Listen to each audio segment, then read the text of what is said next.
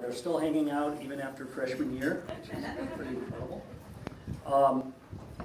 So also Doug and Emily, if you know them, they're kind of their pastime and their hobby together is to run, right? They run marathons and half marathons, and that's sort of their thing. So I saw this wonderful pair of socks. And I got one for each of them, right? These are Eat running socks, Purple Cow socks, right? They're perfect. But these are not ordinary socks, right? These socks are also a metaphor. They're a metaphor about relationships and marriage.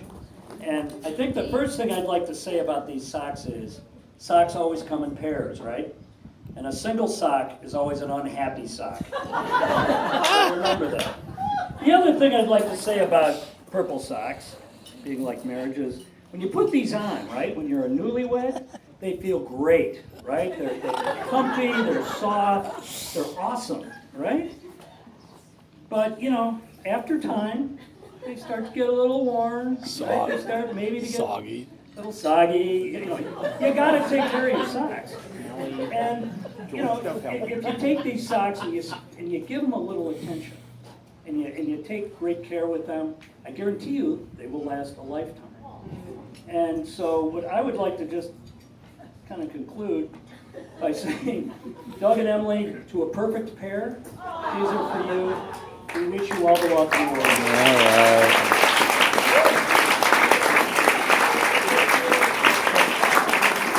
right. Can everybody hear me here? So welcome everybody here tonight. We are so happy to have everybody here to celebrate this exciting occasion.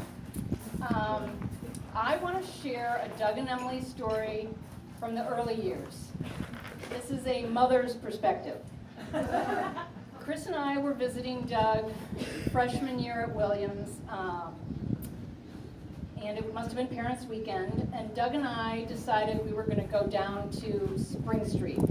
For those of you not from Williams, that's going into town, and I suppose we were going to do a little shopping. So Doug and I are walking across campus. I'm talking, Doug's supposedly listening, and all of a sudden Doug stops me and says, "There's my friend Emily." And I look, there's no one around us, there's no one coming towards us, and Doug points, and in the far off distance, way far away, there's a speck on the horizon. All I can make out is a backpack and a ponytail. And I look, and we look together, and I say, "Oh, boy." And so I asked a few questions, naturally. A mother would ask a few questions. And my takeaway was, Emily's in my entry, Emily's from Connecticut, and Emily likes football. So we continue walking, I continue talking, and I look at Doug, and he's not listening at all. Doug's gaze is off towards Emily. And I think to myself, Emily must be someone very special. Fast forward to post-college. Doug and Emily are both in DC working. Doug and I are talking on the phone. Emily's name starts coming up a little more frequently. I find this interesting. And one time I'm talking to Doug, and he said he had just come back from yoga. Yoga with Emily. Doug, I didn't know you did yoga. Wow. What did you think? He said, "I hated it. It was awful. I think they did the hot yoga." I said, boy, I thought, oh, he's never going to do this again. A couple weeks later, same conversation. Doug has gone back to yoga. I hang up the phone, and I think, oh, there is something going on, and I know it. So I could not have predicted then that we would be here now. What a wonderful thing. We are so happy, really, so happy, Doug, that we are all here together tonight, and tomorrow is going to be such a great day. I'm going to say one more thing, and this is to Doug. Doug, your courtship of Emily, Dad and I were talking about this, your courtship of Emily kind of reflects your genes. You get your persistence from your father, and you get your patience from your mother, and there's a little stubbornness thrown in there too, Emily, in case you haven't ever noticed that. But what a great thing. We're so happy for you, and Emily, we're so delighted and happy that you're part of our family. Thank you so much.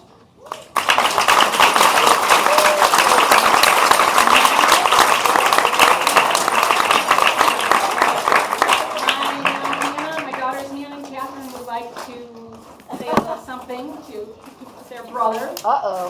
Don't be worried. Let's go, girls. Don't be worried, Doug. Yes, if you couldn't tell, we're Doug's sisters. Bear with us, this might be a little longer, but it's going to be worth it. So, for our toast, we wanted to talk about the L word.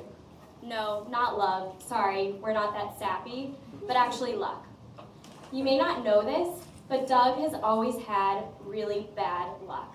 So we thought we'd take you through a timeline of Doug's life and share with you some of the misfortunes that he's had. Oh. So let's go back to 1995.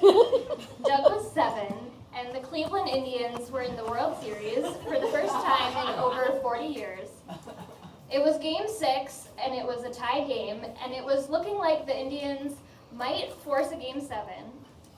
So, and knowing that Doug was a die-hard Indians fan, and I mean die-hard, one time when he was a very young boy, he told my parents, "Sorry, Mom and Dad, don't be disappointed. I'm not going to go to college because I'm going to play for the Cleveland Indians." I remember that. So my dad thought, wouldn't this be fun if Doug could witness this? So Doug had already gone to bed that night, so my dad woke Doug up so that he could witness this potential comeback.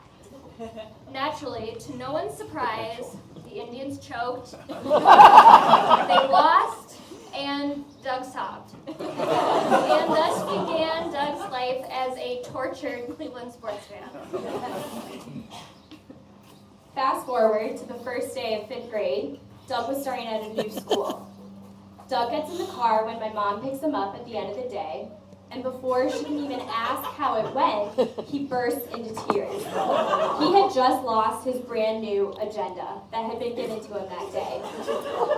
For anyone who went to a school that gave you those spiral-bound agenda planner things, those things were like gold, like our most prized possessions. We should add here that as Doug got older, these incidents started to lose their shock value with us. But at this point, Doug was a squeaky clean, pretty responsible kid, so we were still a little surprised. Little did we know this was just the beginning. So anyway, boo-hoo, poor Doug. So next we move on to high school Doug. And this is the phase where we start to learn that Doug and cars do not mix.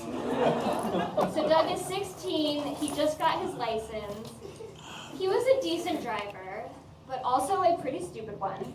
So Doug was the proud driver of a '98 Ford Taurus that looked more or less like a jelly bean. It didn't matter that this car was straight out of the nursing home of our recently deceased great-grandfather. Doug thought he was a badass. He even had a custom radio installed in this thing. You know, like the ones they used to put in Pimp My Ride? Except this thing was like way more janky. And all that was missing was 2 subwoofers in the back. But that didn't matter because Doug used to play his music so damn loud.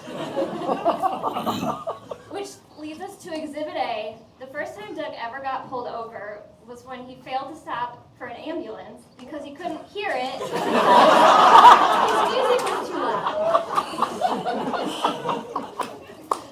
Oh my God. A couple years later, Doug and his friends were driving to Canada for a little vacation. Again, music too loud, so nobody heard the sound of a hose blowing out. Don't ask me what that means, but bottom line, The tourist completely broke down right then and there and basically rolled to a stop on the side of the highway. Not only did the car need a whole new engine, but Doug and my dad had to travel back to Canada a week later just to get the car back. This must have been Doug's next car victim was his Jeep, which he totaled after he rear-ended another car the summer after he graduated from college. Just a quick side note, my mom wanted me to be sure to mention that totaling a car just means that the value of the car is no longer worth fixing. It doesn't actually have anything to do with how bad the damage is. In case you didn't know that. So, thanks, Mom. Anyways, it was a great car. What a shame. So next was the Mazda. I mean, can we just talk about the fact that Doug went from driving a cool Jeep to a Mazda? Does that not say enough right there? One time, Doug was stopped in traffic on a highway and someone hit him. Doug, you are literally a sitting duck. I'm sure there have been lots of unfortunate things happen with this car, but truthfully, we've stopped keeping track.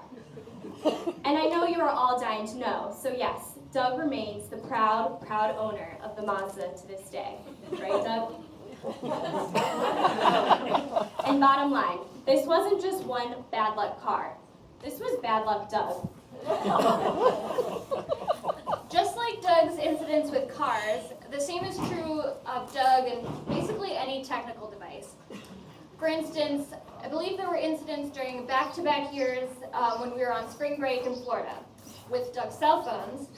The first year, Doug thought it would be a good idea to run into the ocean while he had a cell phone in his pocket. And then the next year, Doug thought he was being super suave while talking to someone on the phone from a hot tub, then proceeded to drop the phone into the pool. And I'm pretty sure rice did not work in either instance. When Doug was studying abroad, and some of you might have been there to witness this, he and his friends got up quickly to exit a train, only to realize moments later that one of his bags was still on the train. Naturally, this was the bag that had his digital camera in it. I'm sure whoever found the camera, though, was a little disappointed. We all know Doug is no great artiste. And lastly, but actually we're pretty sure this is not the last thing, we're just going to spare Doug any more embarrassment. One time after water skiing in Canada, he got out of the water, took his skis off, he propped the water skis up against the wall of the boathouse, then one of the water skis fell sideways. It fell onto the chair where he had just placed his iPod. And of course, the impact of the ski hitting the chair caused the iPod to launch into the water. Doug immediately jumped into the water to try to save it, but it was too late. The thing had already sunk to the bottom.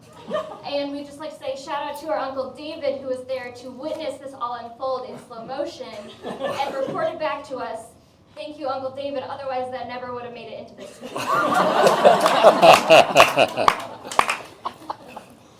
Okay, so what's the common theme here, people? You're thinking that it's that Doug was shockingly sober for all of these events. You're not wrong. But that's not exactly what we had in mind. Actually, it's that all of these things happened before Doug started dating Emily. So that means, you guys, Emily is like a good luck charm. Very true. So Doug, if you know what's good for you, hold on to this tightly and never let go for the rest of your life. But in all seriousness, all of this is so much more than just Emily being Doug's good luck charm. Doug is truly the luckiest because Emily is an amazing, smart, beautiful, kind girl who makes Doug the happiest he's ever been. And this doesn't just stop with Doug. Our family is also so incredibly lucky to be getting Emily as a daughter and as a sister. And we are all so lucky to know Doug and Emily and get to celebrate with them this weekend. So to Doug and Emily, congrats. We love you guys. Cheers.